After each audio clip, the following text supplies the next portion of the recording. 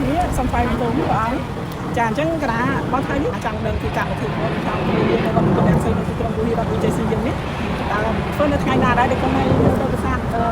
បច្ចរចនារបស់ខាងវានេះគឺថាស្អាតមែនតើនេះគាត់ធ្វើនៅថ្ងៃណាធ្វើនៅថ្ងៃណាឥឡូវគាត់សូមចម្រើនពរញាតិញោមពុទ្ធបរិស័ទទាំងអស់គ្នាបនឆ្លង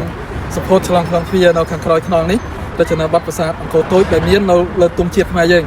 ប្រពធ្វើនៅញាតិថ្ងៃទី14ថ្ងៃសៅរ៍ព្រឹកថ្ងៃទី15ថ្ងៃអាទិត្យខែ6នៅវត្តពុទ្ធរាមសីនេះហ្នឹងគឺរចនាប័ទ្មប្រាសាទអង្គរតូចប្រាសាទអង្គរតូចដែលមាននៅក្នុងទុំជាតិយើងបើចឹងញាតិញោមអញ្ជើញមកសុភោនេះគឺសុភោទុំជាតិខ្មែរសុភោទុំជាតិខ្មែរចាព្រោះអី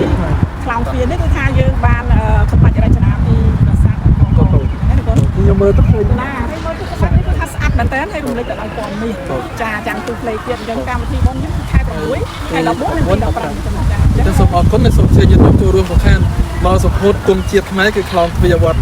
ពុទ្ធរាមសីក្នុងជាទី2នេះក៏សូមអរគុណសូមអរគុណអរគុណលោកបាទមានសាសនាប្រចាំជាតិសូមកុំឲ្យឃ្លាតថ្មីគ្មៀតរក្សាគ្រប់វ័យសាសនាព្រះពុទ្ធបរិសុទ្ធនៅក្នុងលោកីយើងកូនខ្មែរទាំងប្រុសស្រីគប្បីកុំឲ្យមានឆ្កងធ្វើល្អបានល្អបបប៉ិតណាស់ណាអត់ថ្លៃធ្វើនឹងឲ្យក្តីយើងមិនជួបរឿងសៅមង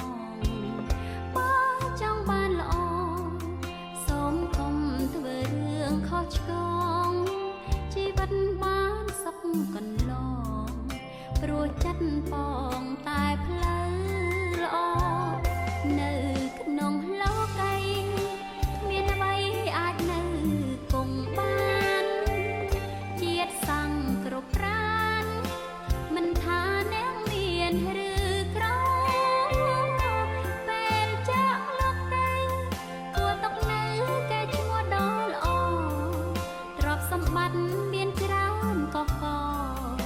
មិនអាចយកទៅបានឡើយសូមអស់ញោមញាតិជួយរាំងសាជាតិសាសនាកូនខ្មែរខេមរាមេត្តាកុំនៅកន្តើយវត្តអារាមានបុរាណលោកសាងទុកឲ្យធ្វើបុណ្យកុំនៅប្រងើយជីវិតដល់ត្រើយសុខ